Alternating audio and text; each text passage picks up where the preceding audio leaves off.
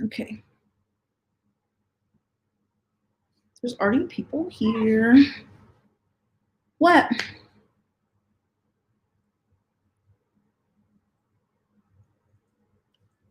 I don't know if we're live yet.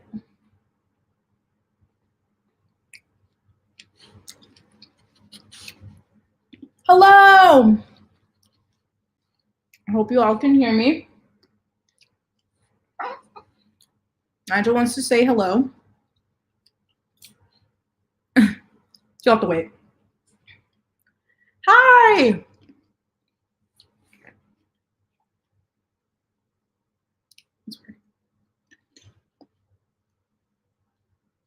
A little ASMR for you. Some grapes. Hello. Hi. Hi. Hi. I just saw this.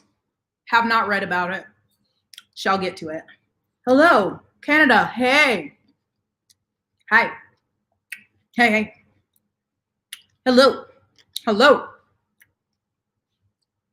Can you see me?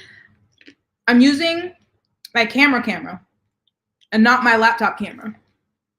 So I'm hoping that it's better. And it's just me on the internet tonight, so it should be better. Hey! Hey!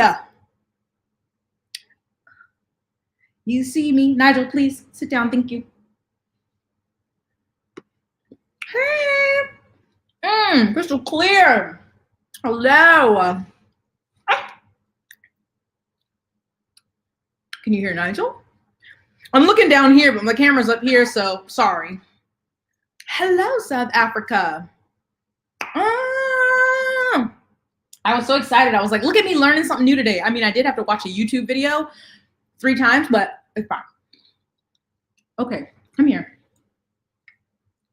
My co-host. Oh, it's so heavy. Come here. There you go. Okay, can you sit so the light can adjust, please? Hey! Okay. See, the problem is he wants some of my watermelon. Sit down. Sit down. Oh, thank you. Thank you. I know. Oh, thank you. I just washed my face. Everyone, once we get off this live, make sure you wash your face. Very important. Thank you. You just moisturized, so, you know, trying to glow for y'all. I'm providing you some ASMR. Oh, hey. Hey, boo. Let me finish this watermelon so this boy can get out my face. Gosh. I'm just going to say, you know, I'm going to hang for a minute, let people show up, arrive. And also, I'm going to eat.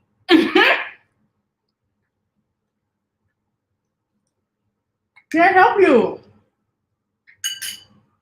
I don't know how y'all survive with kids, because this dog wants everything I eat. Good taste. Watermelon's delicious. We love it. Thank you.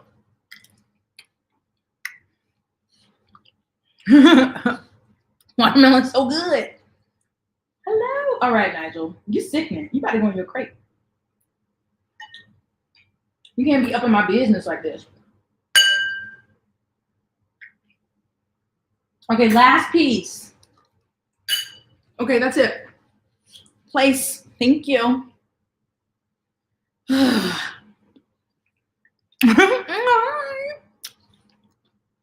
Great taste. Ooh, hey. Oh, I wish I could tell that to Nigel. He don't listen. He's just looking at me. You already had yours. He's so greedy. I'll be like, Nigel, you cannot have any grapes. It's bad for you.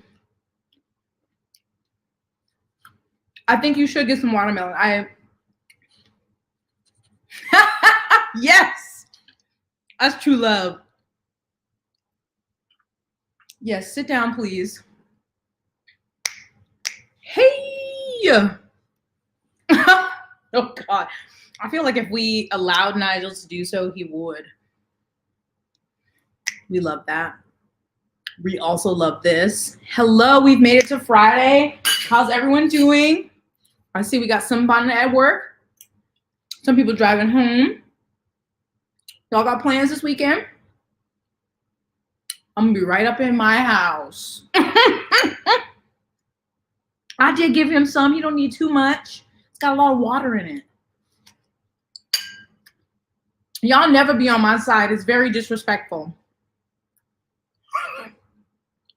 I approve of this.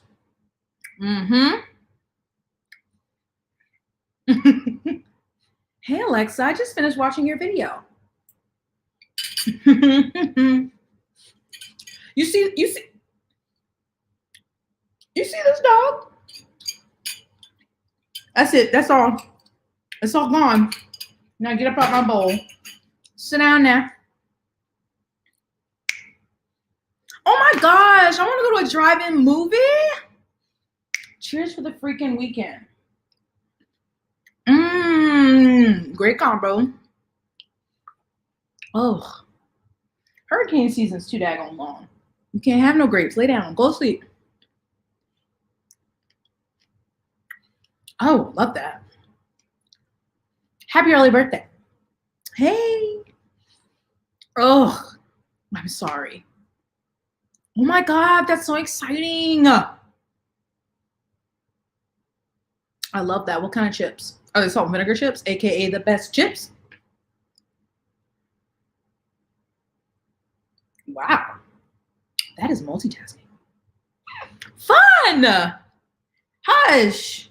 Seattle is nice, but it's expensive. Hey. Do you hear this dog? Look, me and Nigel have straight up conversations. He usually just gives me attitude back, but we're working on it. Hello? Can I help you? The best chip, okay? That might be my dinner. I haven't eaten dinner. That would be too crunchy. That would be too much ASMR for you, but kettle salt and vinegar chips are top tier.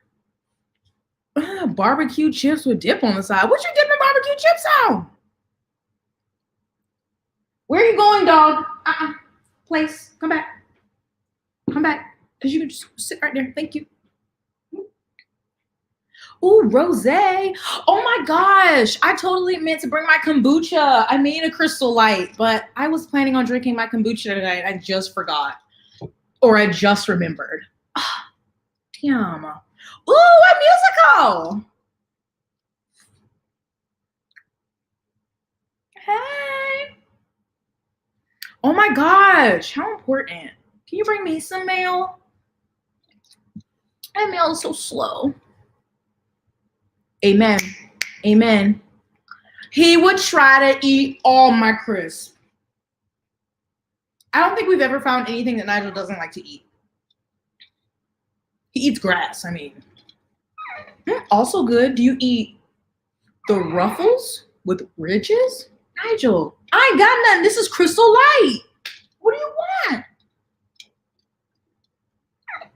Is that Dusty Springfield on your shelf? Who's Dusty Springfield? What do you mean? What do you mean? Where? I don't know. He's... sit down. Sit down, please. Thank you, little demon. Ruffles. You see this little... Oh my God, but he's so cute, though. Look at his little head. Ooh, look at his little body. It's very difficult. Oh my God, his little lip. Oh, hi. Hi, Schnookums. Can I have a kiss? Oh, thank you. This is what is mostly on my TV all day. Ooh, it's hot. It's hot. Hot and dry. which I can't complain. You know, being from South Carolina, I'm used to the humidity, but it's hot and dry. Nigel doesn't seem to care about the heat. We go outside for him to potty, and I'm like, all right, let's go back inside. And he's like, no, I want to sit out here and bask in 95 degrees. Make it make sense. Oh, this is Otis Redding. Oh. Dun, dun, dun, dun, dun, dun, dun. Oh my God, I miss Jimmy John's. Give me some bread, please. Someone thought this in another live stream. What, cutie? Do you want to come up here? There's no more snacks, but you can sit up here. Miss Vicky, she ain't bad. She ain't bad. She ain't bad. All right. I'm going to give it a couple minutes, maybe 2 more minutes, and then we can hop.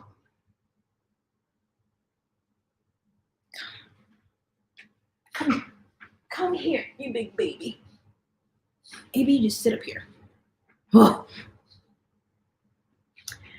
It makes no sense. Like, we have a tile patio, and I'm like, isn't it hot? And he just lays on it. And I'm like, I don't get it. I love it. Hello. Happy Friday. Ooh, stay strong. If you don't get away from my grapes, I rebuke thee in the name of Jesus. I cannot. No, thank you. Okay, Nigel. You can't have grapes. You're a doggy. I haven't eaten dinner. This is my dinner. Look at the camera. Entertain the people. Entertain the people. Okay. Well, all right, 15 minutes. Got a lot of people here. Hello. Hi, everyone. Sure you should know who I am. This is Nigel. Being grumpy per usual. So as you see by the title, we're talking about the Did Twitter Break YA essay, article, blog post. I don't know what you want to call it. Written by Nicole Brinkley. I think so. So I do have a question because young adult author Adrienne Young talked about this on Instagram. She had a lot of stories about it. And I did do like a screen recording of her talking stories, and I do have screenshots, but I don't know, because I was going to put it in my video, but my video was already long, as y'all saw. It's like it's an hour and 10 minutes. So I didn't want to put it in. But do you just want me to summarize what she said, or do you want me to play it? I can play it. It has captions. What she said, or just go over it. Yes, live. Yes, smash that like button, like capitalism smashes our dream. Honestly, if Nigel's like, look, if I had opposable thumbs, he would be tweeting. Okay, so we're getting play, summary, play. Oh dear. Play it, please. Nigel. Play it, summarize, play it. Oh, this is not helpful. Summarize, but if I'm outnumbered, that's okay. Summarize, girl, you pick. I wonder, okay, let's see. It's like 6 minutes. Look, summary. I think summary's winning. Maybe I can play some of it. And then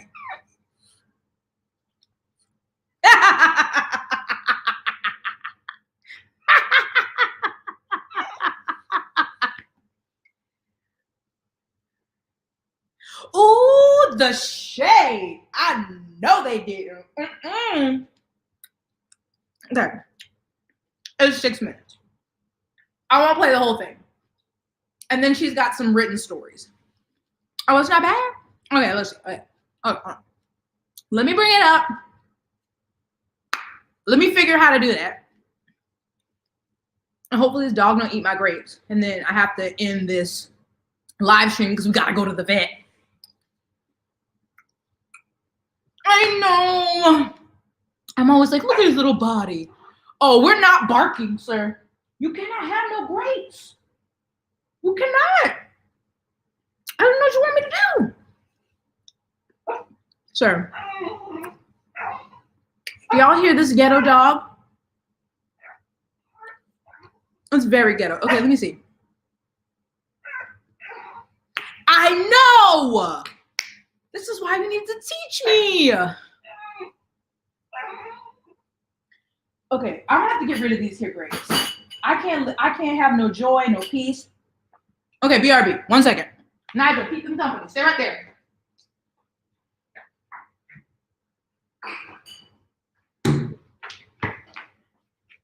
Okay, sorry. This dog won't let me live. Okay, I'm trying to share my screen. Okay, entire screen. Window, this, share. Okay. Y'all gotta tell me if you can hear it. You know what I'm saying?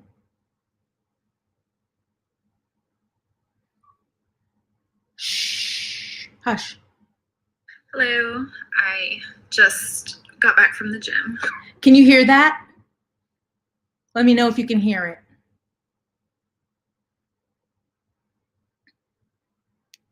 Okay, you can hear it. Great. Clearly. Okay, we'll skip that. To answer the number one question I'm getting in my DMs after posting that earlier is, then why don't people talk about it? Why aren't people talking about it if this is such an issue? The reason, I can tell you, I know the answer. The reason authors don't talk about this is terror.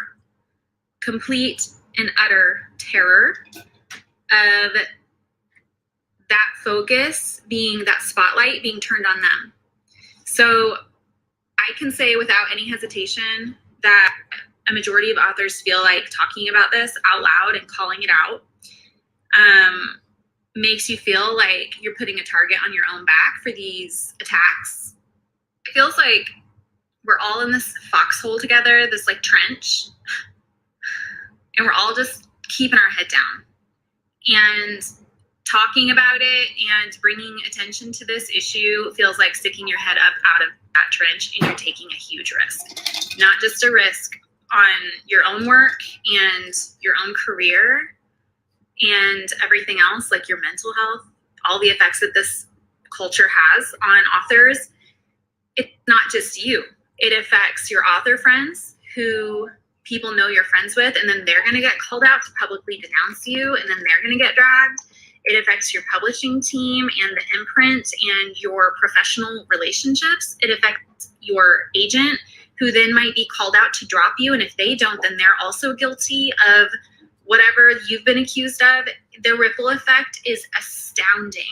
It's mind-boggling. So we don't talk about this because we're not supposed to. It's kind of a collectively understood thing. And I'm just so tired of it. I'm so over it. It is incredibly exhausting to operate and create under the weight of fear culture. It is impossible to sustain.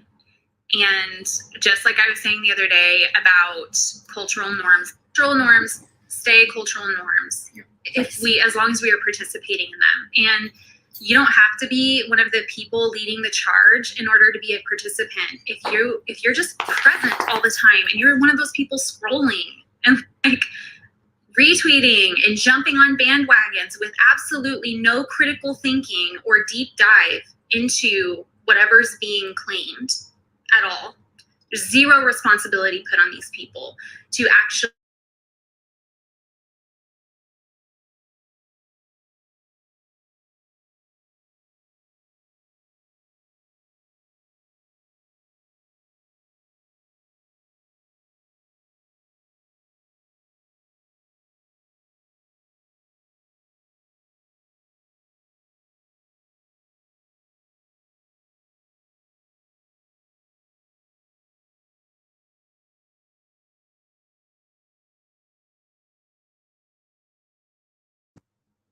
Why did the sound stop? There to observe this like abuse sport that's happening, you're participating.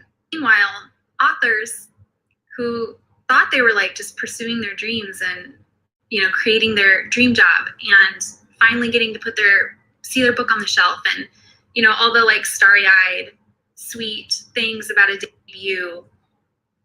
Meanwhile, they are navigating mental health crises over this stuff, going to therapy about it, getting on prescription medication in order to cope with it, the stresses and the pressures of this culture. And we all just keep not talking about it.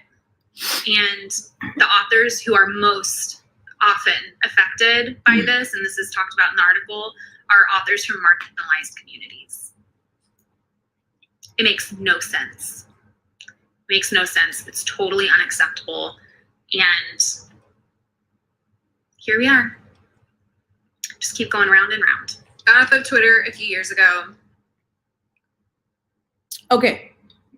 I feel like that's enough of I think she was talking more about her personal, journey with Twitter.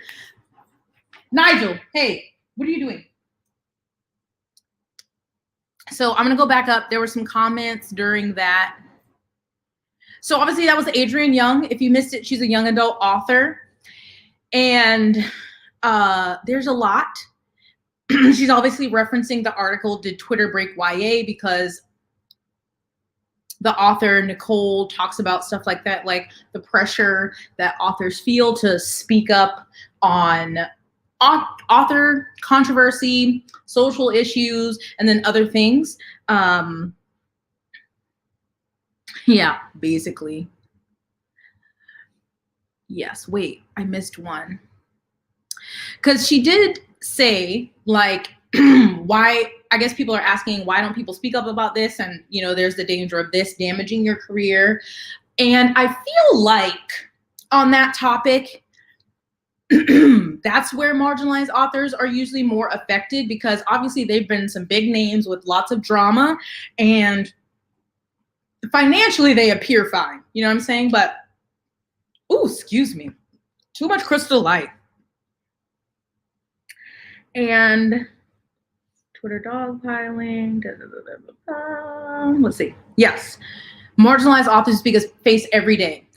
Because usually no one else is saying it, and so then they have to say it. So they're putting themselves out there. Yeah, there's a lot about. But also this, slippery slope, calling out problematic content authors, but also who are actually trying to change.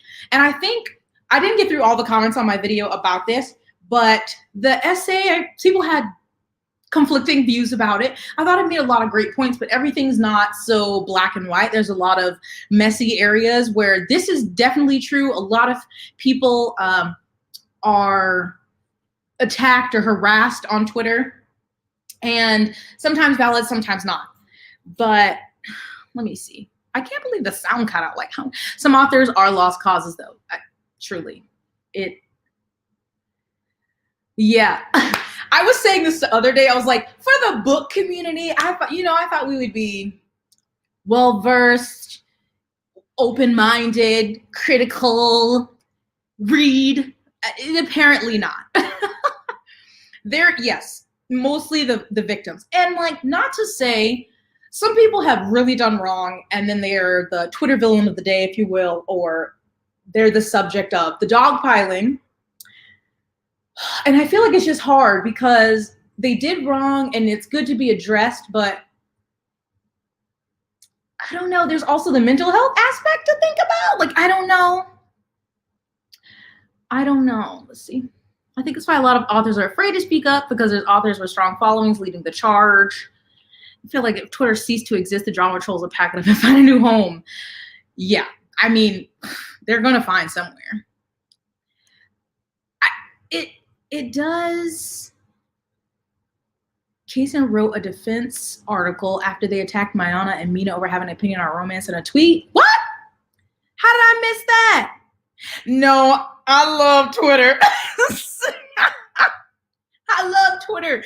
But I tried to be prepared and make some little banners. Look at me. So do you have any other thoughts about that? I think that in general, we're kind of of the same accord that it is a difficult thing. And obviously I'm not in publishing. I know Alexa is, she's here. And in the article, Nicole was talking about YA really, YA is like a marketing group, really came about at the same time as Twitter. Like they started around the same time and they didn't have enough people, money, or whatever to market every YA book. So they were like, hey, we can use Twitter and you basically can market yourselves to people. And so that's been great, but then also a downfall. And it just, there's just not a blanket statement. It's not all, Twitter isn't all bad. And every author that gets attacked isn't always a, truly a victim. It's just like case by case basis. And I do, again, it's difficult, especially with like Nicole talks about when something happens and you're a friend of that author, that you feel like you either have to distance yourself, or if you speak up, then you're going to be canceled too. So you need to be quiet. It's just complicated. And I feel like I understand the frustration, or I think in the video she said, writing or operating in a culture of fear or whatever. But there's also like, think before you tweet. Like if we're just talking about tweets, which things on Twitter aren't always what people tweet. Sometimes it's someone's work that someone read and brought on the Twitter, right? But if we're just starting off talking about tweets, it's also like, well, think before you tweet, and then maybe you don't have to live in such a culture of fear if you just, I think that would be helpful for everybody on Twitter, not just in book Twitter. I don't know. Let me go back to the comments because I'd be rambling. Twitter's bad because it exposes people to infinite attention. Yeah. Yes, you do. It's really important because I love Twitter. Why people love to use the tiny slip of a POC author to perpetuate white supremacy in a way that can easily disguise as activism. Twitter seems like hell. I think it really depends on what you use Twitter for and what you're on there for. I do imagine as a bigger name on Twitter, it probably could be harder, especially your mentions. I can't imagine what their mentions are like. I personally put most of this on authors. It's mostly authors doing this, though. Readers will often dogpile on once an author kicks something off. Yes, very true. Usually it is something an author said, and then people go on after that. I mean, sometimes it is on the reader. Someone reads something, takes a picture, posts it, and it takes off, but oops. All out production with the banners. I'm trying. Yeah. Kaysen's article had good points, but it was a little like, well, convenient to say this after the fact you get in the mess. How did I miss this? Authors have an inherent power over readership and it gets murky on public shared social media spaces. Yes. Yes. And it's so like, I don't know. One of the best points was that authors should not have to be available on Twitter 24/7. Oh, very true. Nicole referenced Twitter being like the water cooler, I think, of YA, and that they always have to be there, always responding. And I think, yeah, that is definitely, I see the benefit of tweeting about your book, the cover, like getting, interacting with readers and stuff like that. But all the time, I can't imagine like their mentions and people who get mad at them with that. Yeah. Exactly. I mean, Instagram can be very raggedy. I mean, it's getting more raggedy by the day. Well, thank you for coming. People who legitimately suck and say awful shit should be corrected, but most of the Twitter drama seems to be not that. No, it depends. Some stuff is like really petty, and then some things are more serious. Some things are taken out of context. Some things are actually really harmful.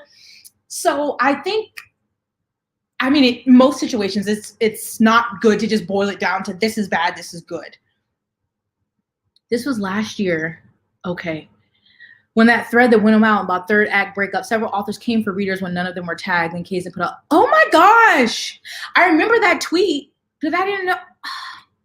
Look at me behind. I'm gonna have to do a throwback tea and go back to something I missed.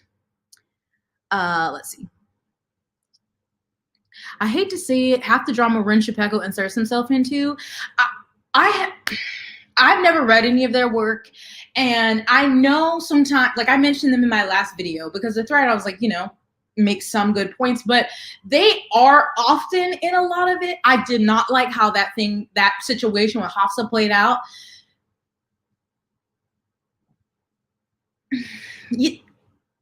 Yes, it's very weird.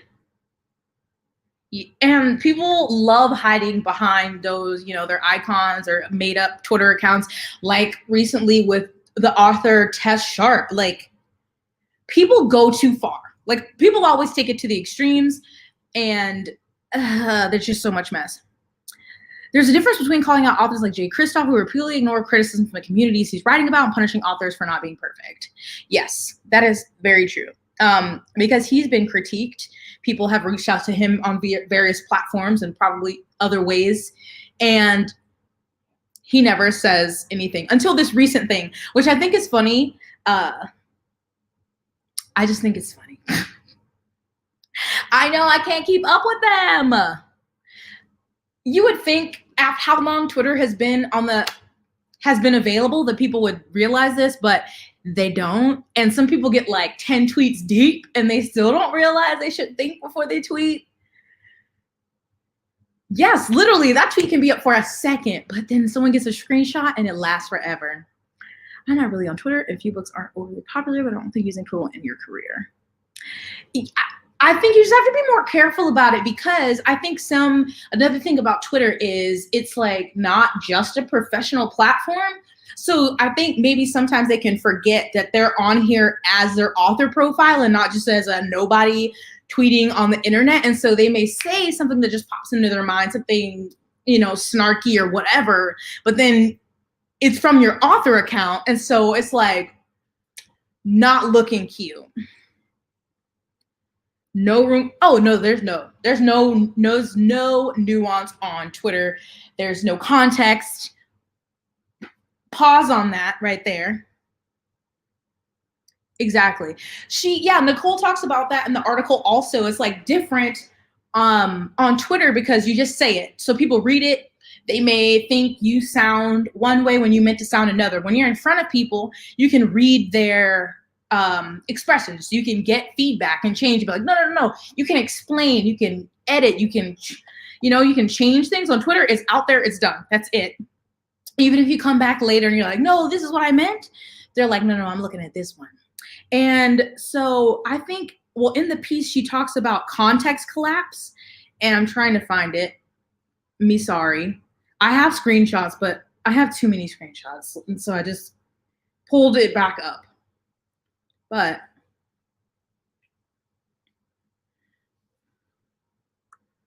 I'm sorry, I can't keep up with all of the good commentary on here. Yes. Ooh, I wanted to hit this. I've seen this, and I talked about this in a video, and it's like,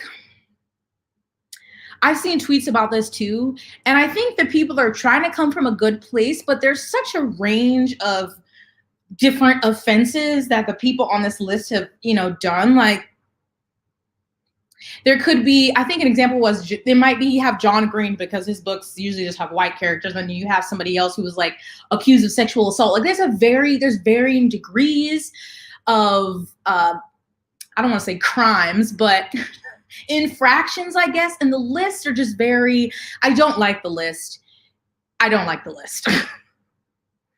Side-eye dragging. Yes. I don't know. Because you could have just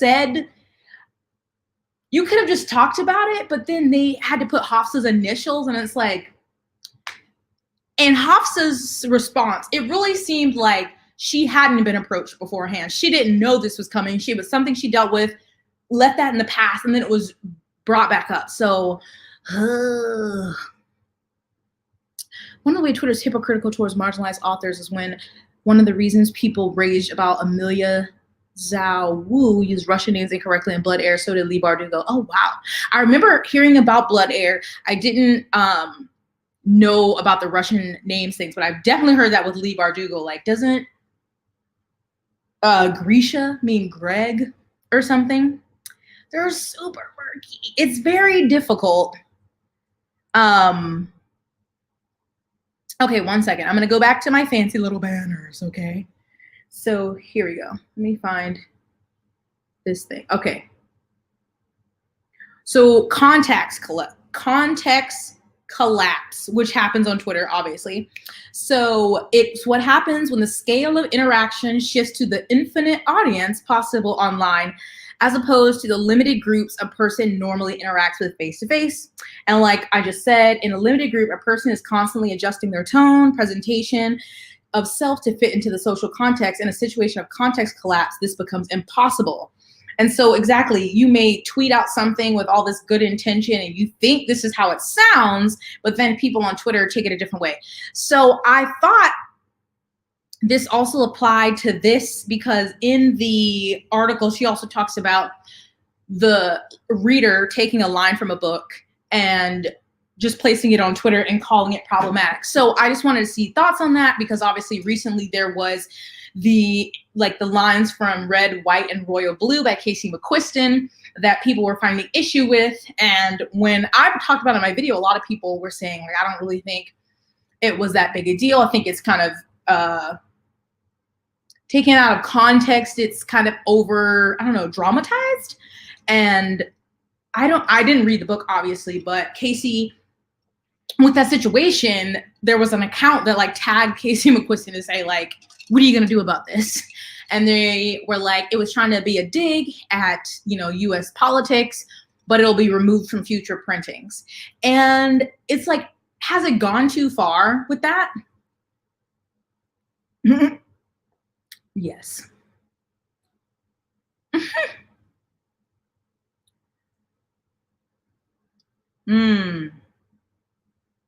I remember that.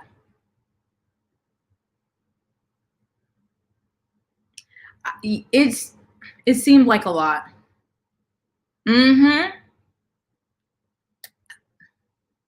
Oh, yes. The subtweeting.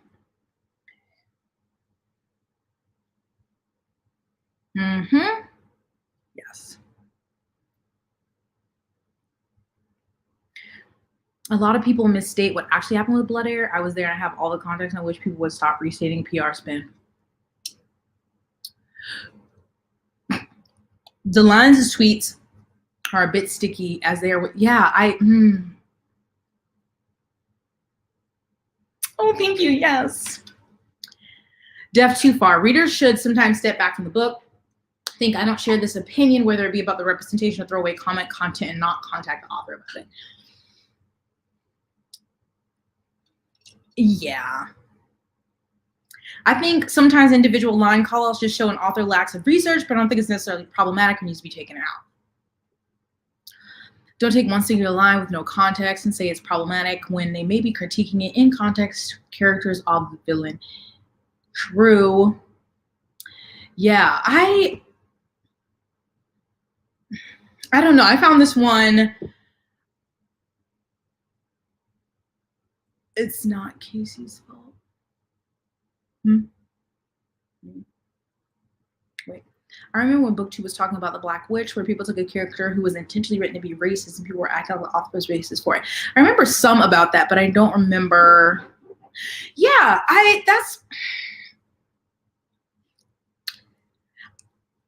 it's definitely, you can't tell someone what they should or should not take offense to or think it's not appropriate. But I think the tagging the author took it too far and expecting it to be removed. This also happened with Elin Hildebrand with like a joke about Anne Frank, and people said that was anti-Semitic.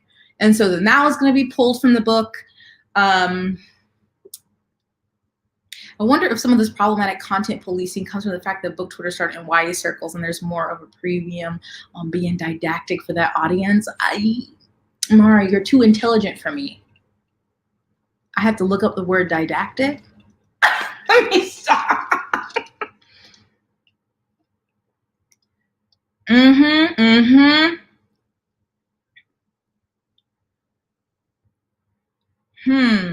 Why do the characters that authors write have to reflect the author's views to be perfect?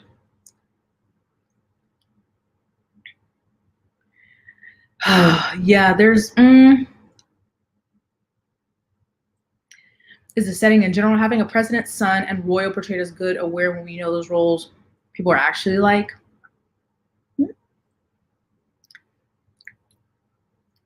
Yeah, I don't know. I'm not saying it's perfect or should remain in the book or it's not harmful. I just think asking it to be removed and tagging the author, I think, takes it too far. You can definitely have conversations about it, put it in your review, ask other people how they felt about it, but like, I did not read that one.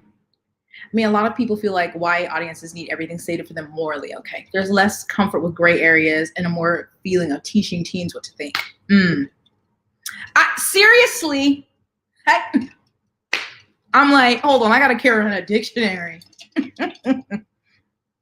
Speaking about YA, the whole article by Nicole, she started by saying that she was going to write it about YA kind of shifting to be written for adult audiences versus teen audiences. Let me go to the actual thing so I'm not out here quoting. She's like, I began this essay because I wanted to explore how and why the young adult book publishing industry in the United States now seems to be primarily targeting adult readers rather than teens. I wanted to examine what that shift means for actual teenagers. So like, do y'all feel like that's happening? I don't read as much YA as I used to. And so I don't know. I mean, I've done this myself, and I know I've seen stuff in YA authors who get frustrated with reviews like, this was too young, or I'm frustrated with this person. It's like a teen character. And I've definitely done that, but I don't know if I haven't read enough recently to know if it's felt like they've been trying to write for an older audience, because I don't know. Mara, we only speak facts, okay? Yeah, I read it here and there. There was drama because the German translation included an HP reference. I was there for the blood air drama. Some of the authors calling it anti-Black never even read the arc. Maybe there should be a class on internet etiquette and ethics. Can I teach it? Just kidding. YA from the last 5 to 7 years feels completely different from YA books before then. I don't know why. Are the characters older? Are they? I mean, I definitely can see they feel different. Like you read a YA from like 2012 and you read a YA from now, definitely different. I don't think that's totally happening, at least from what I've heard from authors, but I could be wrong. They say they write for teens. Yeah. I mean, I read some young adult and some middle grade. Just every book doesn't work for me. I guess some of them have changed from writing characters who are 16 and 17, 18. I thought new generation YA is more mature in general. I mean, we read Twilight, the maturity will rise for each new wave of youth. True. Stylistically has changed, they're darker and lean older. Rule 1, if you wouldn't say it to someone's face, don't tweet it. If only the entire internet operated like that, because wouldn't that be lovely? Feels like YA feels older, or at least the characters don't feel like authentic 14 to 17 and could be more suited to a college age setting. Yeah, sometimes it's the death of lower YA, because it's weird. I sometimes feel like a book, like Legendborn. She was like 16, but she was like an early college program during the summer. And I was like, there was really nothing that kept her from being just like 18 or 19 to be in college. ACOTAR would have been the raciest thing in my life. It had been. Yeah. Some people really act like if a teen reads something problematic in a book, they're going to base the entire course of their life, personality, morality on that problematic content. Teens aren't dumb. Look, and light funny books. Are you saying no, we're not writing light funny books anymore? Like they all have to be like serious about like a certain issue? Why focus on the older teenagers versus the younger? Oh, too light and funny. Wow. So I guess it is. It caters to older teens. I love lower YA, prefer to the mature stuff. Been reading a lot of YA, definitely older. So I guess it is just leaning older, using more or writing darker content, heavier topics. And I don't know, I feel like I connect to those more when they're leaning older, but I mean, it is young adult. But I guess this could also bring up people love to bring up the topic on Twitter about new adult. So like, do y'all think that should exist as a maybe, so YA could stay primarily for teen, and then that like in between time, there could be new adult? I've seen people say that they want that, especially in thinking like a romance. But then other people saying like, it's not really, shouldn't be a market or an age category. But I feel like these people, if they're writing older, darker things, 17, 18, 19, I don't know what the age bracket would be. Then should we add in, should publishing make new adult like a norm? Maybe some books are experimenting with targeting teens and adult readers. I mean, that's what she's saying. Like they're trying to, because another thing in the article she's talking about is why authors being on Twitter, their main Twitter audience isn't a teen. It's adults. So that maybe with that being their like marketing audience or marketing their books to, their books have also shifted in that way. Yeah, I don't remember that. Is Twitter culture just reserved? YA books? The Twitter is mainly with YA. I mean, there has been adult stuff. I don't really see issues with middle grade as much.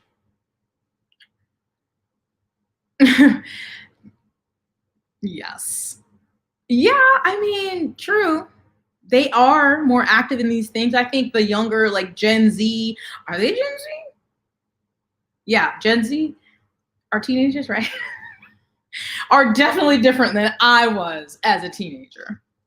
But then obviously we didn't have, I'm not talking about my age like that on the internet. Oh, hey, they have. I see some of these teens on TikTok. Teens didn't look like that. Okay, we're wanting some NA. No, because I don't trust publishing to figure out the marketing. That's true. That's true. They'd mess it up.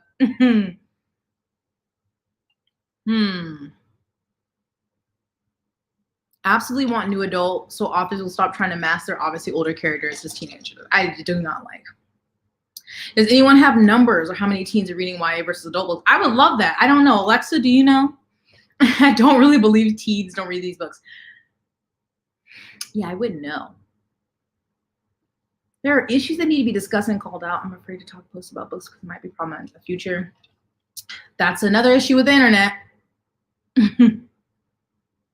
I think like college age, but like, would you also include like, so like 18 to maybe like to 22? 24? I don't know. Oh, really? I just don't get the baby steps toward reading adult genres. So this did come up on Twitter, like maybe last year or earlier this year, when someone was like, we don't need new adult, you can just go to adult. And I don't know if it's baby steps is the right word. I don't know how to explain it because I'm not in publishing. I just feel like there's this weird place in that group. I don't know how to explain it. Maybe somebody further down will explain it better than me. Middle grade isn't for me, but I like reading it, so I don't think there should be rules about who. Yeah, I love middle grade now. Not everyone doesn't work for me. Every YA book doesn't work for me. Every adult book doesn't work for me. So yeah, I know more people in romance talk about new adult. Some people just don't think it should be a thing. Yeah, they definitely are, because I keep being about to date myself, but we did not have all of this social media when I was a teen. I think it's the Harry Potter effect, where the book industry just aged with the people it was originally written for when the genre first became mainstream. Interesting. I remember reading New Adult when I was a New Adult age range and thinking none of these fools read. Like, I don't know anybody like this. Baby adult. I get it. Definitely leaning older. I don't even see the type of teens that shop in Claire's anymore. That's true, though. Are Claire's even open? Yeah. I mean, what? So then now apparently they're not wanting to publish light and funny things, and I feel like every time I see a YA contemporary, or at least one that interests me, it's because it's like a heavier topic, an issue book, which I hate the category.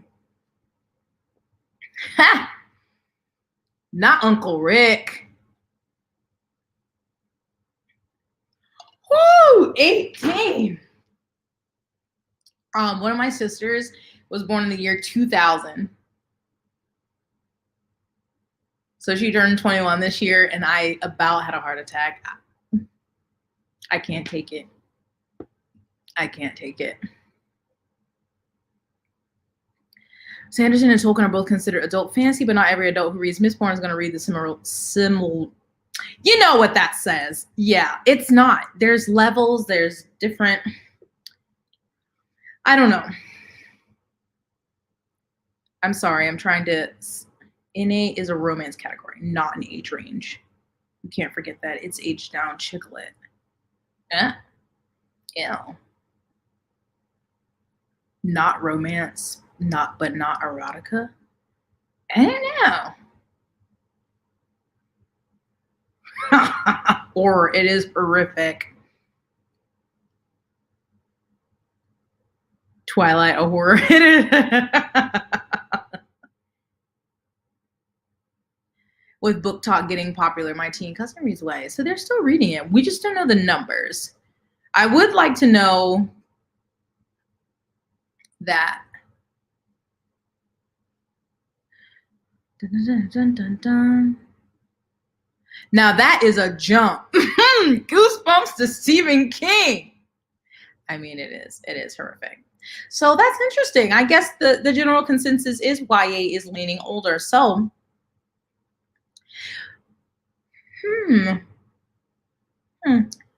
Interesting. Okay. And so, sorry, I was looking at a text. So we talked about the out of context and stuff. And so going back to that, we basically covered this but also I hate the word problematic. Can we just say that? I hate the word problematic. And I just want to say it. I spoke my truth. But with Twitter, and I think this goes back to what Adrienne Young said, people just take things and they get on and, hey, Brie. And then it just goes and they dogpile on an author. And so I know this has happened before where people have taken a picture of something and they said they didn't like it, and then it's come out, the author's like, that was supposed to be a joke, or that was supposed to be a dig, or that fits in with the context. And I think this also goes into one of my favorite parts of this article, but then when I was looking in the comments, people were like, I don't know. So I wanted to go over this. I'm trying to do too many things at once, and my brain is like, chill out. Okay, we're scrolling. So there was a quote from an author in here that said, art is not media. A novel is not BuzzFeed or NPR or Instagram or even Hollywood. Let's get clear about that. A novel is a literary work of art meant to expand consciousness. We need novels that live in an amoral universe past the political agenda described on social media. We have imaginations for a reason. Novels like American Psycho and Lolita did not poison culture. murderous corporations and exploitative industries did. We need characters in novels to be free to range into the dark and wrong. How else will we understand ourselves? And I was like, yes. And then people were like, but because I liked that. But then some people in the comments were like, so how does that leave us to critique work though? And I'm like, I don't know. I was trying to put this in my head, like, obviously there's books where in real life you would be like, no, that's unacceptable. Like in my video, I referenced dark romance. You know, Heather, I know you understand. Some people like reading romances about people being kidnapped or, you know, bicycle gangs or whatever. That no, in real life, you would not want to be in that type of situation, but they like to read it. So from that quote, I was getting it because they said a novel is a literary work of art meant to expand consciousness. We need novels that live in an amoral universe. So in that regard, I'm taking this as fiction, not nonfiction, but in that regard, then taking a line out of a book and calling it problematic really wouldn't be, because we're not judging them on the same moral lines as we would as something in real life. Am I making any sense? Let me go to the comments and shut up. Let me just be quiet. Let me be quiet. Okay, back to this. Read the entire book. I'm sorry, but I don't see the need to push through a book I know is problematic before I can talk about it. Yeah. Usually if I'm having any kind of issue with the book, I go to Goodreads and I'm like, did anybody else feel this way? I really do need to read the whole book sometimes, but sometimes there's this sense of, ooh, that reading the whole book doesn't cure. Yeah. I don't label books like that because I personally feel I always get something out of a book on some level or another. I can still disagree. True. Books are a form of media though. Yeah, true.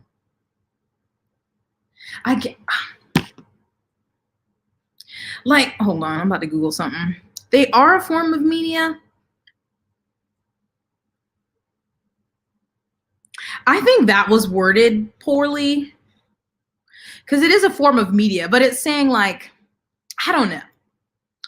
The overall message I liked, obviously, but yeah, books are media. Okay, I don't like this. I did not like that. The Poppy War is very much adult. Yes. What Elizabeth Davis said. How do you know a book is problematic if you don't read it yourself? Don't let other people make the determination for you. Yeah, a lot of people just go off of, I think this happened with Carve the Mark, that someone read and reviewed it and said it was racist. And then I don't think that book did too well overall, or at least not on like the bookish sphere online. And then some people read it and was like, it's really not. So I think there can be a danger sometimes in taking someone else's word for it.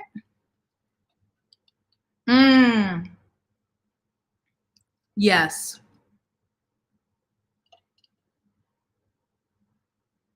When you're actively critiquing them, if you can make it through. I've never read Lolita. I think if your critique is assigning some belief to an author because of something in their book, not actions, there is a problem. They're both media and art, similar to movies. Some are closer to just entertainment than art. Lolita and American Psycho are written in a way that lets you know the actions of the characters are bad. It's teaching you something. It is making commentary of society or individuals. So do you say that some people don't write it in a way like that? Like, I mean, I'm not a writer, so I don't know how you can differentiate that you're commenting on this is bad and not for someone to take it as I think this is good. You can critique a book without labeling it problematic and campaigning for a book to be banned or the author to be canceled, truly. Because I just think it comes down to, especially not the author themselves, but something in a book. I think it comes down to personal feelings on that. If you, I don't know, just one person not liking this doesn't mean the book should be taken out of print or the line should be taken out of a book. But it seems to pretend you can completely remove yourself from your real life experience. I usually do not feel like I'm making sense, so thank you. I don't want to be abducted by aliens and stranded with blue peen. Oh. I mean, I agree, but at the same time, they're usually entertainment. Aren't they media the same way? Yeah, okay. Let's forget the media part. Books are media. I just find it, because also I think you can think about this when people, so there's certain things people don't like in books, which is to everyone's right. But there's like books, I don't know. You know what? I'm gonna be quiet. Hold on. I feel like it all comes down to the idea that depicting something problematic doesn't automatically mean an author is endorsing it. Very true. But like, so I feel like then if a book isn't written in a certain way that people don't feel like it's explicitly condemning something, then they automatically assume the author endorses that, which may not be true. Maybe it just wasn't written as well as you may have wanted it to be, if that makes sense. Romance books would be problematic, as if we shouldn't, for sure. But that's what criticism is. If you can relate the work to the author, real life, that's criticism. You don't have to be able to state empirically if it is good or bad. Bicycle games. No, yes, it is there's so many words now that are just being watered down because people just use it to apply to everything and not things like they actually were intended for. So I don't like the word problematic. If you scrub all problematic content, there would be nothing to critique, and what someone deems problematic is different from people to the next. Yes, yes. Yes, on the aliens. I really cannot stand when someone acts like reading a dark romance is going to make someone actually seek out a sociopath abusive relationship. Literally. No, I do not want a serial killer, but am I going to read it in this book? Maybe.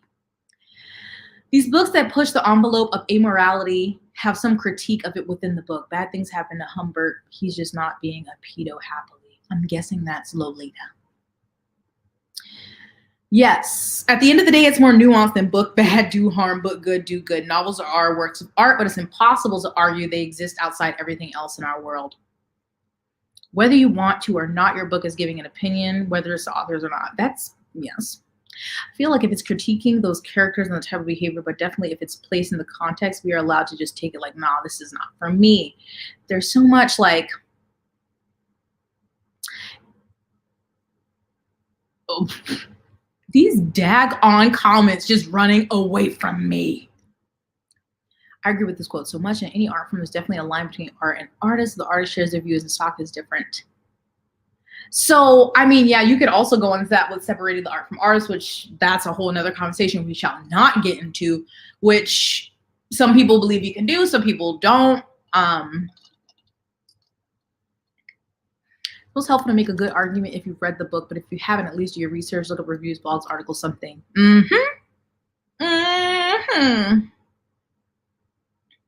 Okay, kissing the coronavirus may not be expanding our consciousness. Okay, we've made an exception. I also don't think a single book can be problematic. It can only be that in its broader context and current social events, especially depending on what you've read in the past. So true. Yes. I did watch her video. Oh, I think I'm gonna sneeze. I'm sorry. Excuse me.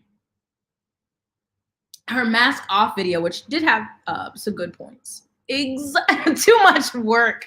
Yeah, I like to read thrillers and mysteries. I don't want to commit crime. I like to read. I'm reading a monster erotica. I do not want to have relations with a vampire or a sphinx, but I mean, okay, so art in all forms is subject to criticism and study. The problem is that Twitter makes it so everyone is almost expected to have a stance. Very true. I think what I was getting from that quote is like, I don't know. I think some people take things in a fiction book sometimes too literal, or like people have said as a direct reflection of the author. But of course, everything once it's out in the world is going to be critiqued, can be critiqued. Some will enjoy it, some won't, like all those things. I just think it gets dangerous or murky when people take a work of fiction, and everyone's interpretation is going to be different, right? Take a work of fiction and take some part out of it, call it problematic, and then call that person problematic because of this in their book. Like, maybe you didn't like how it was written, or maybe it could have been poorly written, or I don't know. You know, like, I just think taking something out of a book, you can't exactly equate that to the person themselves. But people do that. They'll take this and they're like, well, you are this because you wrote this. Get over there. Context is definitely important. Unpopular opinion, at least on Twitter, feels like a subjective opinion. Of course, there are truly harmful books, but problematic can cover a large range. So, like, what would be a harmful book, though? What would be a harmful book? I'm asking, you know.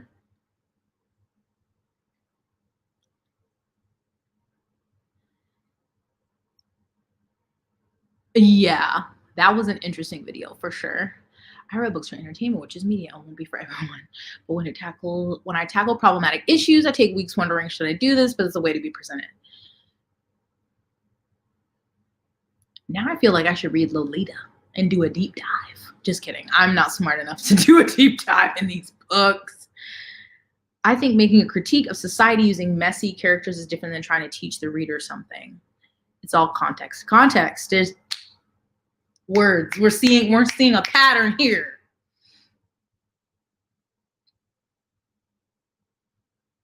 Yes to all this. There are still sometimes choices made in a book that are not really great choices. And perhaps they should not be published. This is very fair. Very fair. All criticism is subjective, and I think people are starting to forget that. Yes.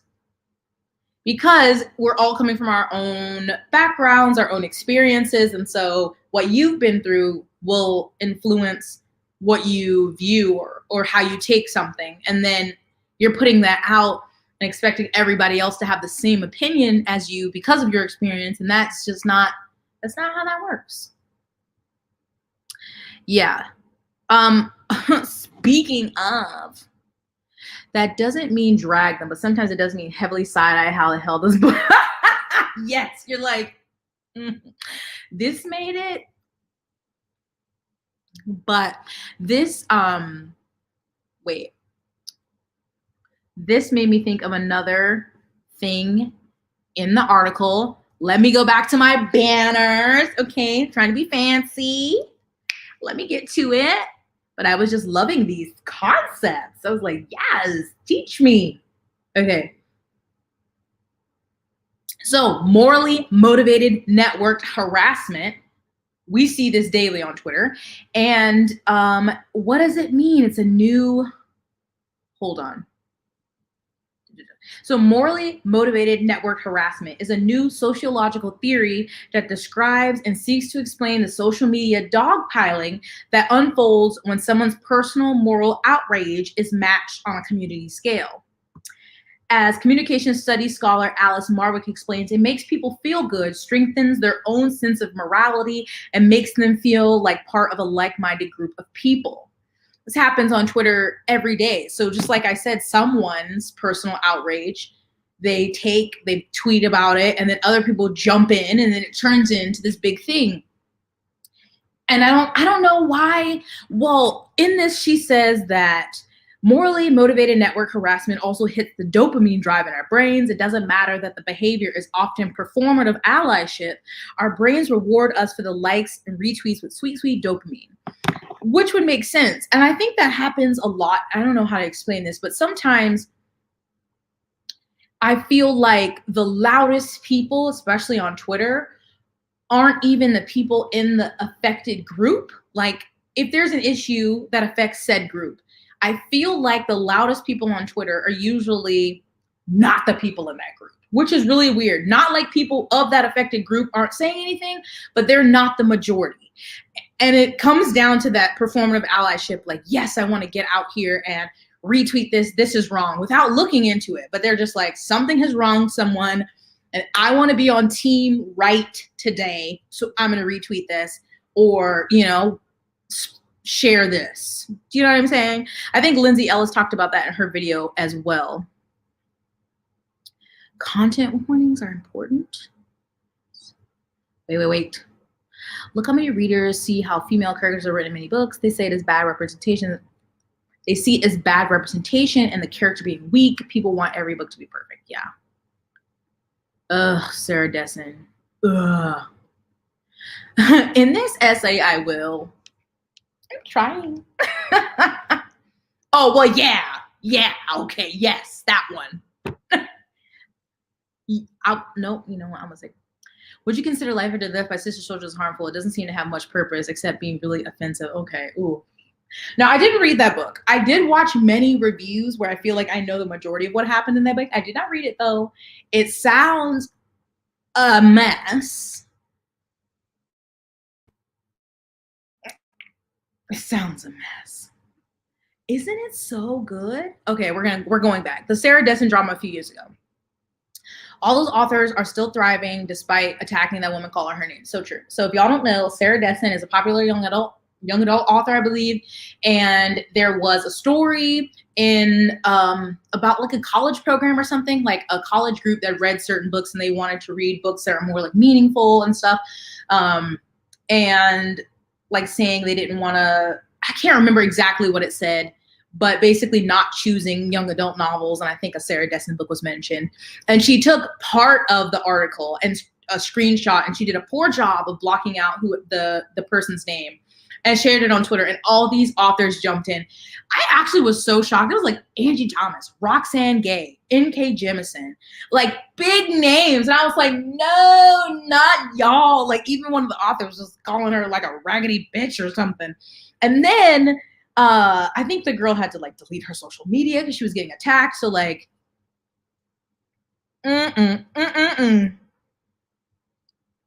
harmful is different to everyone. Capitalism reigns here. So in my opinion, if an author uses their influence or money in hateful ways, their work is harmful.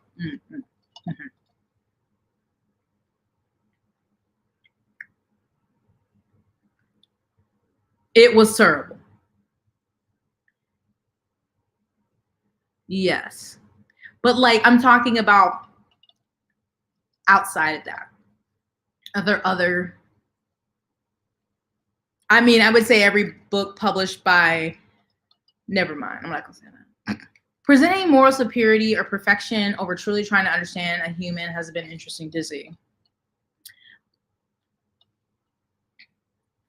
People don't think of social media as a public space. It is a very public space.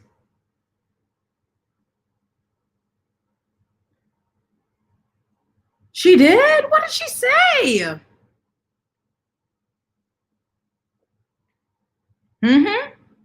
And that's how the algorithm works. It's like somebody says something in this article. She quotes someone who says that rage travels fast on Twitter, and it does, and it gains traction, and that's what the algorithm promotes. And people you don't even follow, and you'll see this tweet, and then people add fuel to the fire. People are way too concerned with image. You don't need to be the loudest voice on Twitter to do good. It's how, yes, it literally is like, I'm donating to this, or when people film themselves feeding the homeless or doing a good deed, it is very much, I hate when I have to agree with people who I can't stand. You know, those people who are like, yeah, you social justice warriors, they're just virtue signaling. But sometimes it can be that, because I feel like people just want to be like, look at me, give me a cookie, I did a good thing today. But I have heard people from marginalized groups beg people to speak up for years. Yes. But I also think they want them to speak up first and on real issues, and not when it's something that's not like, I don't know, something more important than just like maybe a line that you didn't like in a book. Truly, a deep dive into that, please. I've unfollowed quite a few.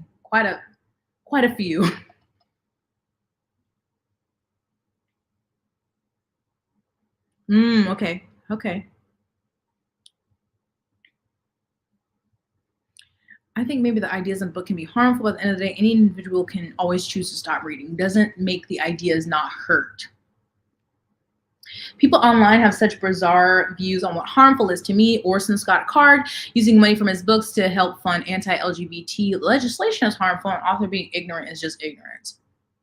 Sometimes I think performative allyship is just used as good publicity or even a way of hiding true thoughts. The new version of I'm not racist, I know a Black person. I can't remember the name of this trash, but there was a book popular in my conservative hometown that was about a girl getting over her homosexual sin. So I could count those as harm. You know what? Factual. What was that book by what's her face? That one girl I talked about in the video. Something. So yes, there are some. Okay. Yes. I use performative wokeness just so I don't have to say virtue signal and be speaking for caring. Oh, yes. Okay, I'm going to use that. Because I'm like, y'all are making me out here sound like Candace Owens, and you know I can't stand that crusty heifer. Orson Carr's virulent. Anti-gay. It's so sad he could create one of the greatest science fiction novels, but is himself a terrible human being. Well, you know, these people keep ruining things for us. I can see the purpose of advertising your charity if you're trying to help get more. Yes. Some authors just tweet to go viral too, but don't practice what they preach. A lot of people attack authors on Twitter because real activism and anti-racism work is hard, and this makes them feel like they're doing it without having to do the actual work. Yes! Let me say it again. A lot of people attack authors on Twitter because real activism and anti-racism work is hard, and this makes them feel like they're doing that without having to do the actual work.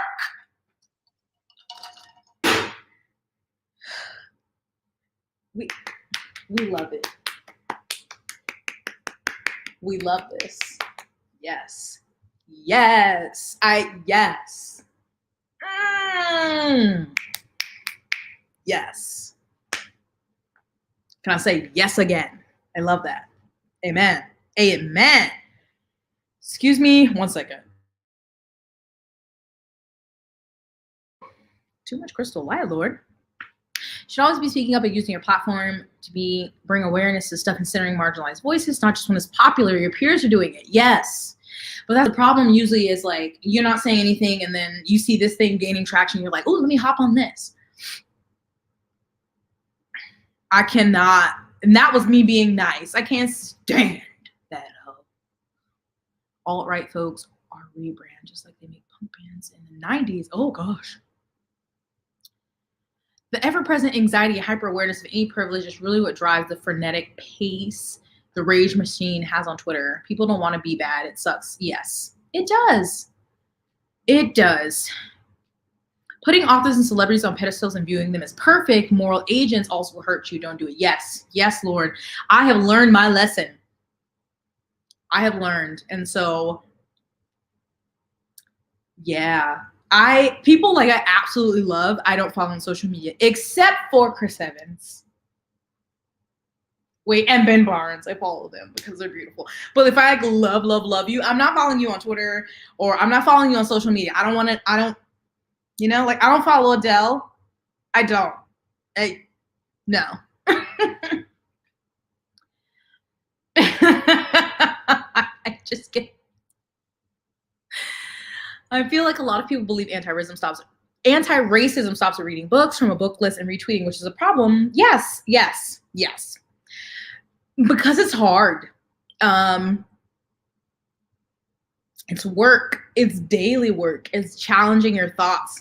And I say this from my own experience of things that I'm trying to work on, like trying to relearn, reframe my thoughts with everything society has taught me, like with diet culture and stuff like that. It's so hard. It is daily fighting against inherent thoughts that you have, and people don't want to do that. And so I think when, this is kind of off topic but kind of related, in my video I said that this article is making me think of things, maybe rethink of things I've said in the past. And she also says, like, the internet isn't a place for you to change it, learn, and grow. People really don't allow that. It's really sad. But there are some people who just don't change, and so you can just have a pattern of their behavior. But some things that you see a long time ago, maybe someone has changed. So for me, like, thinking about when I did that live with Ashley and Mara, we were talking about should people speak up on social media, and I'm so torn because I think yes, and I also think no, because so much of it is performative allyship, and so much of it is people don't want to do the hard work. And I get it. I totally get it. It's hard. It's looking at yourself and maybe seeing things you don't want to admit. And I don't know. I know people want their social media to be all fun and whatever, and that's your right. And I think that's what social media started out as, just like fun places to share my pictures because my family's over here. But I also think it has such an important role in social political issues that it can be frustrating also when people don't post about these things. But then I also don't want it to be, you just posted that to make yourself feel good and then you just go about your day. But then you're never going to know who's doing that and who doesn't. TLDR, it's complicated. You know what I'm saying? Oh, yes, we're here. I don't have my tambourine yet, but we're going to church. Amen? Amen. I'm not going to pass around the collection plate, though. That was a comment. Hey, hallelujah. Totally agree. There are people I know who will hit me up just to proofread their tweet about an issue, but they've never organized a day in their life. The aggression on Twitter probably causes the author to hide more of their personal opinions instead of furthering discussion. Yes. And I've talked to friends about this on various things. The internet, especially Twitter, as we said, doesn't allow for context or nuance and doesn't allow people to grow. And I feel it doesn't allow people to ask questions. So, I feel we're always learning, right? There's always some new, here's maybe what we shouldn't say. Here's how to be more inclusive this way. And some things are immediately like, makes sense. I get it. I'm there. Cool. And some other things, me personally, this is me. I'm like, huh? Why? And I want to know. I want to ask questions. I want to talk about it. And I feel like if you ask questions, people just attack you like, just because this is why you do it. And it's like, that's not helpful, because if we really want to make a change on this is just really general, then if I accept this thing as fact, and then I try to go tell another person and they ask me why, and I can explain why some things aren't, clear cut, then how is that helpful? But on the internet, it really isn't like, a safe place to ask questions, and not like ask questions like, those people who ask questions, but they're just being trifling, not them people, like genuine curiosity, wanting to learn and having a good understanding of something. Do you know what I'm saying? I keep saying that, but I don't know if y'all know what I'm saying. Real activism is so long. Twitter is an immediate cycle of new controversy to perform activism on. Yes. But also people will woefully misunderstand and misrepresent things authors say. Yes. This infuriated me. I don't know if you could tell by my hangry rant in the video. Infuriating, because while her tweets weren't great, literally they happened after Isabel had already checked herself into the hospital. But people are out here tweeting that she was like the ringleader in the whole situation. And then other people are just like, okay, I'm going to go with it, without doing the research themselves. People don't like doing anti-ableist work because it involves sending people money. People are always changing and developing. I was ignorant about so many things just a couple years ago. If my old self was viciously attacked for having non-PC opinions, it wouldn't have helped. Yes, same.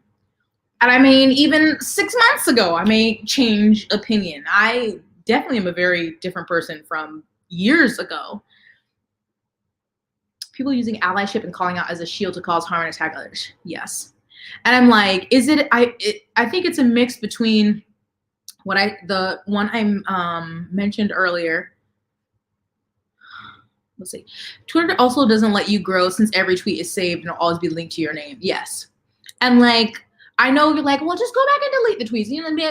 Maybe people should do that a long time ago, but also, because that happens, people will be like, well, look at this tweet from 2011. I'm like, are they still saying that? Like, that matters also. But it's just very easy to be like, here's a snapshot, they're bad, cancel it. I think one of the difficult things is there's so much happening in the world, no matter how much you think something,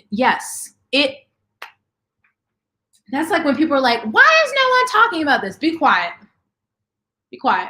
Because most of the time somebody is just not who you're following, or they don't know, because we can't know everything. We really can't. There's always something, I mean, every day. That's why Twitter is my news. I get up in the morning, I read Twitter. I'm like, what's popping? You know what I'm saying? People always ask what they can do, and calling your representative is so important, especially when laws are up for debate. Yes. And there's even been things with like emails, because I'm like, well, I can't call America, but I've sent some emails. You know what I'm saying? Hey, pass the plate. We're gonna have to do a live and have like some church music. And we'll just have to get my Southern. Let me stop. Most people are not on Twitter, so if you actually want to make a change, you have to talk to people offline and do work that doesn't happen on Twitter. Your online behavior should hopefully be a reflection of your in real life behavior. If your online stances don't flow over to how you're trying to change things in real life, then it's hollow. Yes. I feel like that's unfortunately a lot of people.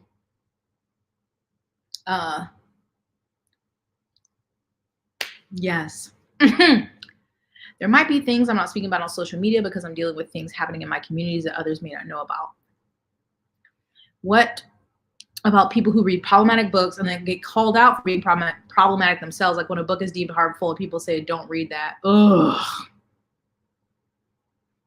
This also gets really frustrating. Like, I understand if you don't like something, you don't want to read whatever. Everybody has that right. And you also have that right to make people aware of things in a book that you think are maybe, you know, not great. But it always happens like, here's this thing from this book. It's problematic. Do not read it. I do not want to see it. Do not support this person. If you do, you're evil. You're the worst. Like, again, context. Like, I don't like when that happens. But it's a very popular thing. And then that's the same things with the list. And people are like, I'm adding this person to the do not read list. And it's, there's also the added anxiety of things like dealing with imposter syndrome and people thinking, yes. Oh, yes. This is exactly why I avoid Twitter and come here for discussion. Yeah, see, for the most part, I feel like we've created a welcoming place where we can talk. You know, some people are going to be who they're going to be. But I just wish we had more places to talk through things, because that would help everybody. Problem is, people make mistakes and say stupid shit in real life, and usually they're allowed to explain, apologize, to make amends. That's not the case on the internet. Yep. Damn you, comments. Paige said, used to give me legitimate in real life anxiety back in the Tumblr days. Used to frantically Google every band actor. Yeah, it's not, and even now, like, I don't Google people.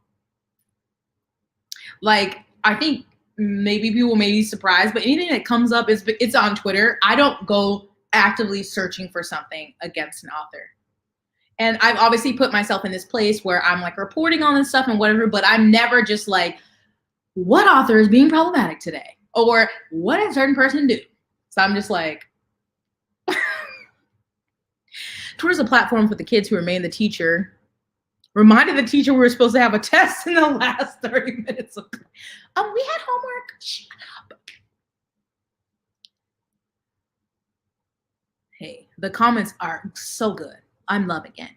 People will literally dig up a tweet when a person was 15 years old. Yes, it is. Y'all, it's ridiculous.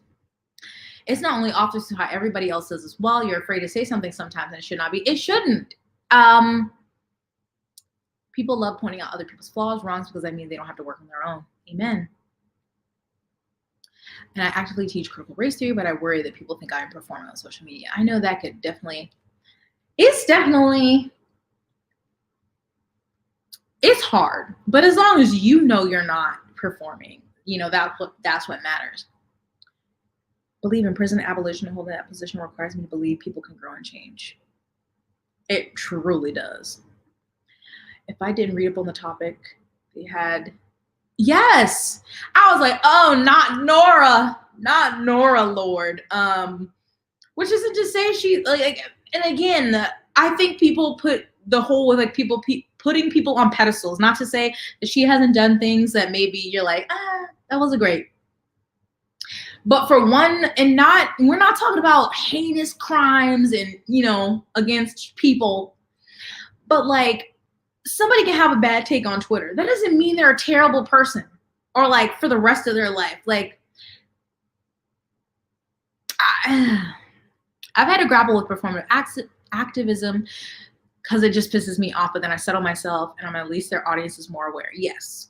I'm like, that's positive, especially with, you know, with Palestine, because of, especially in the West, how much our media has fed us, or what our media has fed us for so long. And it really was seeming to help, at least with like the evictions. They were delaying things, and there was eyes on what was happening in Palestine because of social media. And so I think that is also important, even if it's just such a struggle, because it's like, I don't want it to be performative, but then even if they do share something on their story or a tweet, at least more people know. But then it's, I don't know. Thank God for that. If I wasn't given opportunities to grow in real life by those close to me, I have no idea what, yes, it doesn't. It's just like, well, oh well, you know, like might as well stay like this, or might as well just keep my mouth shut and not say anything, because you say the wrong thing. And it could be varying on a, you know, the scale is so large. It could be just you snap back at a reviewer and you shouldn't have, to, you know, something more egregious. And it's just like for life, like you're stamped bad. And I, you know, not saying you know, in the past, it was like, didn't we cancel so-and-so? And I've definitely done that, but trying to learn from, I mean, I just think of if everything I did in my real life was just on the internet for people to see, child, look here. All I know is the people who I've met who are the most active and hypervigilant about problematic things on Twitter have been genuine bullies in real life. Ooh, that's not good. I cannot stand when people say why is no. It makes me, oh my God, I'm like, shut up. Shut up. I also think there's a difference between what someone said 5 years ago at 21 and 5 years ago when they're 50. Yeah, I mean, y'all don't want to know what I was tweeting at 21. I always feel like minorities have to settle for the bare minimum. Mm-hmm. And then they're most likely, if they do something wrong, say something wrong, to be the ones who do not get to bounce back, versus other people who've done horrible things or done things multiple times and haven't grown from it and are still fine. Twitter also likes to say you should have known when someone's ignorant about something, and yes, well, the person should have, screaming at them is going to encourage them to learn now. Exactly. It's like, okay, sorry. So many people don't want to do their own research. Yes. I see you. They don't. It's like, I know life is hard, okay? And everyone, we have varying levels of struggles and personal things, and mental health is a big thing, but I don't know. I can't relate to not wanting to do better and know more. And I don't know. Sorry, keep talking. My lip chap. Amen. Hallelujah. We'll put a picture of Nigel in the church fan.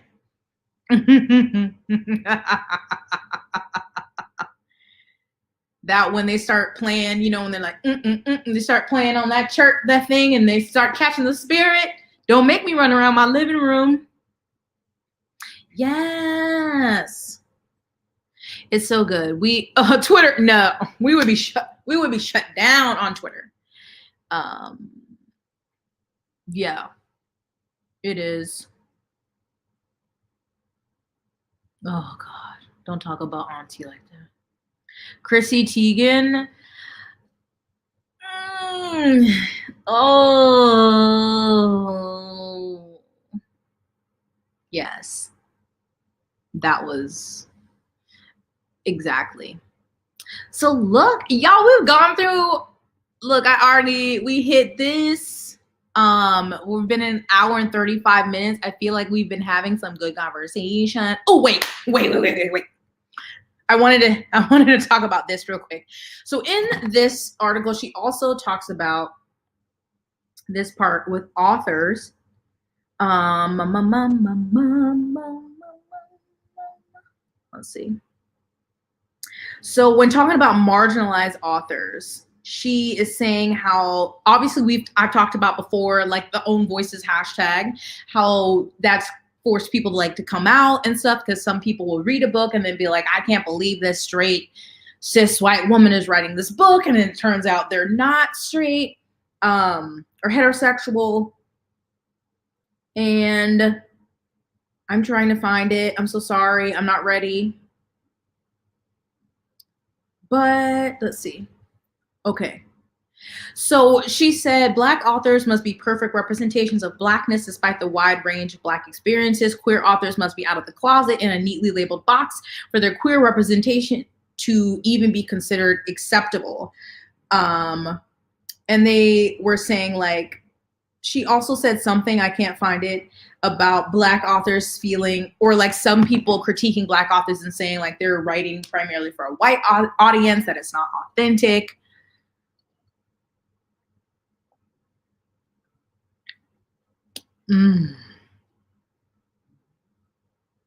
Yeah, it's like you can't be perfect. And people need to stop. People need to stop with that, because people should allow to make mistakes, learn from it and grow. And it's not like there shouldn't have been like, okay, you got one mistake. Like we're human. We're going to continue to make mistakes. It's if we continue to make the same mistakes or keep doing the same thing. Oh, so much. I've shared so many different things, obviously with Becky Albertalli having to come out. And then there was the author Rob Polito, who felt like, or his agent was like, the story is queer, but you're not queer. And so that's a problem. That's also, the ongoing conversation right now with women writing male romances. And I know some people in my comments were talking about, they do feel there's certain books written by Black authors that seem to have or have been written for more a white audience. And so I'm just want to hear some thoughts. Yes, that story, I didn't hear about that when it happened in real time. So reading that article in Vox, I was like, I can't imagine.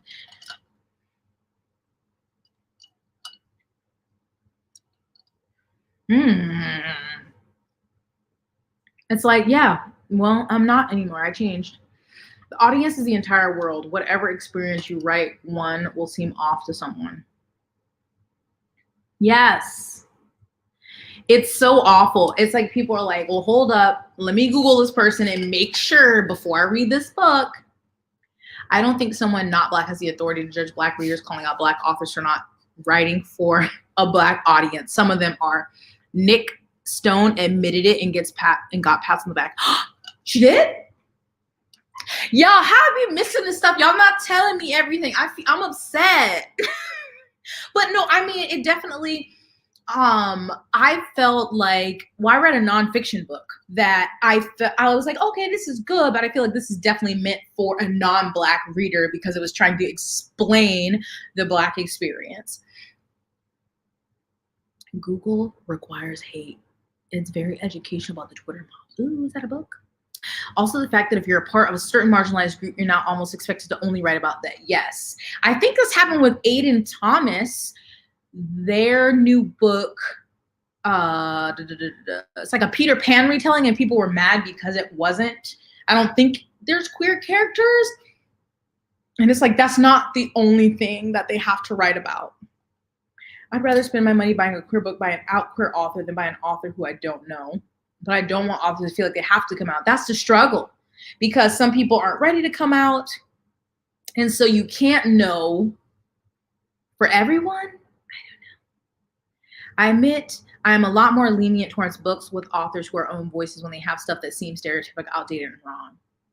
Yeah. Yes. Like, That's just where it's hard. Yes. Wasn't Casey McQuiston out as non-binary when they first published Red, White, and Royal Blue? I'm not sure. I don't know if they or not out. I don't know if they were out or not. Bye. Thanks for coming. Yeah, also that. And just because it is own voices, you know, it doesn't mean everyone else in that group's experience is the same. That's true of everything. We hear this all the time. You know, Black people aren't a monolith. Indigenous people aren't a monolith. Everyone is not going to have the same experience. Yeah, it's stressful. Okay, gotcha. It was written before it came out. It's hard for me to be biracial. I never feel like I belong to either group. Sorry. As a Cuban American, I constantly feel like I have no right to a voice. I'm not Cuban enough or American enough to have an opinion. Yeah, see? It kind of relates to American-centered perspective too, because telling people in countries that LGBTQ plus rights isn't protected to come out is literally telling them to risk their livelihood for sales. So true. Because everywhere is not like here. Everywhere it's not even safe for people to come out. Nick Stone did a whole IG live crying over writing books about Black trauma for money. And everyone's like, poor Nick, but she didn't have to write it. It was a choice she made. What? How did I miss this? Hold on. I'm upset. So white cis men have been writing everyone and everything for centuries, but now minorities, marginalized, could only write about their specific story. It must be 100% specific. Perfect. I do not understand. I don't understand. Does not compute. Does not compute. Yes. I think sometimes it is made to seem as if everyone who's a part of a particular, yes, it is. And when a story is different, people are like, oh, this is wrong. It's like, how are you going to tell somebody their experience was wrong? I saw someone on TikTok. Upset that Taylor Jenkins Reid, The 7 Husbands of Evelyn Hugo, was most recommended sapphic book because she was cis and straight. People were like, don't assume you know her sexuality. Mm-hmm. Yes. Yes. Yeah. We can only hope, but publishing is not doing a great job of that. And keeping in mind, queer rep countries are very different. Exactly. Yes. Yes. Y'all just out here giving me life in these here comments. I think we've covered most of what I wanted to talk about, which is great because my laptop is slowly dying. But I wanted to last 2 more questions. So what do you think about the relationship with authors and Twitter? Do you think they should distance themselves, or, you know, only tweet about their books, like keep it all professional, or, you know, let me know. We can't have nice things. The problem with requiring queer authors to be out is that many don't want or can't. Exactly. You can't demand that. If I ever finish a book, I feel like I have to use a pen name and not tell anyone. You know, I was thinking about that. Is like, I feel like back in the day, it used to be, I mean, I didn't know anything about certain authors unless it was like Stephen King and like certain really popular ones. And a lot of people use pen names. And now, you know, you're like, oh, I know that Shauna McGuire is also this person or this person or this person. And people go on book tours and they do all of this stuff because of social media. And I'm like, are you even allowed to write a book under a pen name and just like not do that stuff anymore? Or do you have to do like publicity? I like the concept of own voices, but as with everything else, it started being weaponized. Sadly, yes. Nick said that her books that talk about racism sell better than the ones that aren't directly about trauma. I believe it, but because those are the ones that non-Black readers do want to read for some reason. It is so weird. It's so weird.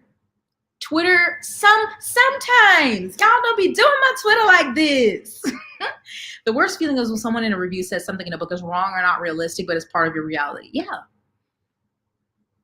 Always case by case, individual situations, nuance, context, all these things. Publishing is very, very public, and for some people it's very dangerous to publicly come out. Exactly. I want my work to stand for itself. I don't want my whole life under a microscope.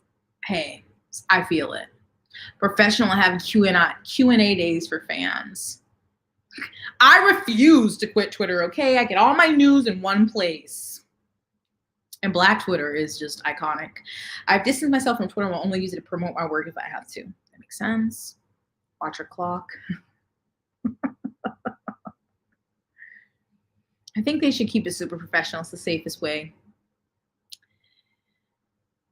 Authors should do whatever they want with Twitter, but I think we need to allow authors to write anonymously too. I mean, I would if I was an author. I would have a pen name. I wouldn't have an author photo. You wouldn't know who I was. No, thank you.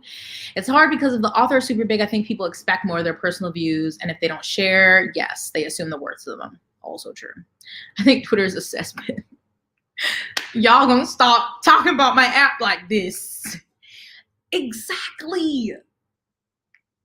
The best. It would need to be indie instead of traditional. Really? Personally, I think that they want to take a stance on a topic, they should do so in a blog. Twitter is not for nuanced conversations. Very true. Yeah, but yeah. It was less social media, less places for people to act a fool, and less places for their business to be spread into the streets. Authors are human too, and they need to watch out for their mental health just like the rest of us. I don't think they should hang out on Twitter. Keep something private. Yeah, very true. We wouldn't have half the YA books we have on our shelves without Twitter pitch contest. Also, very good fact. See, there's some positives to Twitter. If I were a published writer, I don't think I would want on Twitter. If I did, it would be solely for work or literary things. Yes. Y'all gonna stop. Y'all gonna stop. I think we should just use it for promo. I also just kind of miss the mystery of things. True. I would too. You wouldn't know what I look like. I'd just be out here secret, living a secret life. Yeah, some people don't get that. I know, right?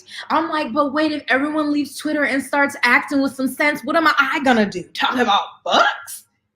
Y'all expect me to read? Just kidding. This is also and she talked about it in that too. Like they're not marketing all the books, especially like mid-list books. They choose the ones that they want to put the money and attention into to do all these campaigns and arcs and stuff for arcs or stuff for. So some of these authors really have to use social media to market themselves, to get the word out there about their books, which sucks. For anthropological reasons. Are we going to start seeing published also using pictures? Twitter is good for me. I just follow. I mean, I usually see mess from somebody I follow subtweeting about somebody being messy, and then I have to go follow that, or somebody sends it to me. Time for an indie publisher for pen name authors. Hey. Actually, facts. Because if it's not Twitter, it's somewhere else. Like, and even with this conversation, people still go act a fool. Like, if it's not an author, it's publishing. It's somebody. I feel like I'm gonna be around for a little while. Don't worry. I be worried. And not just market their books. If people like your brand, yeah. True. Some people are very invested in the person. I feel like the pandemic also really exacerbated things. Yes. I mean, how else could we keep up with the personal pan pizza? She writes popular books, but nobody knows who she really is, and her fans got very upset when someone wanted to find out. Exactly. It's going to move somewhere, and I do not want to have to get a TikTok. I'm too old for that. I can't. Keep it here. Keep it on Twitter, please. Twitter is how I see a concise timeline of what's happening on the live feeds of Big Brother. Oh my gosh, Goodreads. My Goodreads is a mess. I don't think they should leave Twitter. What they should do is learn the joys of having a separate online handle, get themselves a private for their thoughts. Honestly. Or like we say, group chats. Oh my God, Facebook. Ugh. Any hoozles, okay? Final thoughts before my laptop dies. This has been amazing. I'm sorry I couldn't get to all the comments, but as always, it's been popping. I love these discussions. Y'all are the best. I'm so mad that I'm hungry at 11:52 p.m. Do you know what I'm saying? Like, I wasn't hungry at my dinner time, and now I'm hungry, so I'm probably gonna have some pretzels before I go to bed. Okay, I loved live tweeting Game of Thrones. Like, oh my God, I loved live tweeting Game of Thrones. It's the best. If Twitter is gone, people start cyberbullying via, Google gossip. I don't want Twitter to go away. I don't want people to leave Twitter. Guru gossip is a cesspool. If people think Twitter is bad,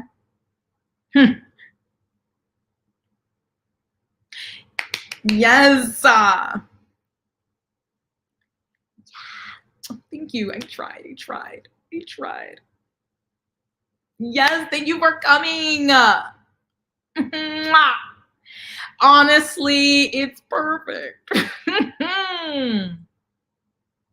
Oh God, I don't go on there anymore. Guru gossip was bad for my mind.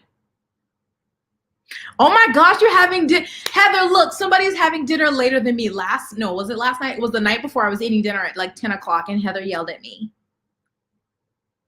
Any hoozles. Yes. So good. Yes. If it's daytime, sunscreen, thank y'all. We love this. Me too. The insight, we love it. This was so good. We went to church together. Amen. Thank y'all. Y'all made it great. I can't be on there anymore for me. It was very interesting. Lots of great opinions. Next time, I'm going to have to add church fans to the merch. We'll have to get those so we can all collectively fan ourselves. Oh, God, no. No. Thank you, everyone. Apparently, my friend Kara eats dinner at like 4 o'clock. She's a wild old lady, I tell you. Thank you, everyone. Get some food. This brunch. Thank you. Get some water. Yes. Amen. Get some water, please. 7 apiece. Heather, that's early, girl. I'm grateful for y'all. This was amazing. Exactly. I can't be eating early like that. Then I'm going to be up and be hungry. All right, everyone. Thank you. This chat was great.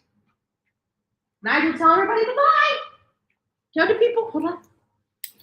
Tell the people bye-bye. Oh, I woke up the baby. Tell the people bye-bye. Oh, just tell them bye-bye, sleepy booby. Oh, my sleepy baby. Mm-hmm. He's like, why did you wake me up for this, lady? Bye, everybody. Night-night. Stay hydrated, blessed, moisturize, put your lip chap on. Tell everybody bye. Bye. Bye. Go eat some pretzels. It's very soft. He has a soft face. Thank you. Good night. Oh, I'll have to work on that. An outro song. Can I just take the Bear in the Big Blue House song? I'm kidding. If you know what I'm talking about, though, that song's a bop. Oh my God! Thank you. I like that. I liked the little banners and things. This is so great. Nigel is like me when I go home and my mom would be talking to everybody at church. I'm like, can we go, please? That's Nigel. He's ready to go into bed. But mama needs some pretzels first. Breezy! Look, Bear in the Big Blue House. Look, the last time I tried to sing to Nigel in the video, YouTube hit me with a copyright strike. I was like, dang, was it that good? They nailed the song and I changed the words to sing to Nigel. Nigel, tell them hi. Say hi to the doggies. Say night-night. Oh, get your, ooh. Don't have that on the internet.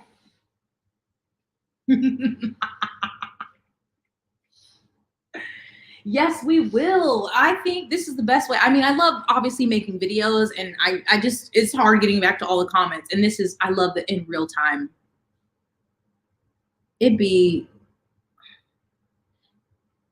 Look, don't make me start singing the Bear in the Big Blue House outro. I will.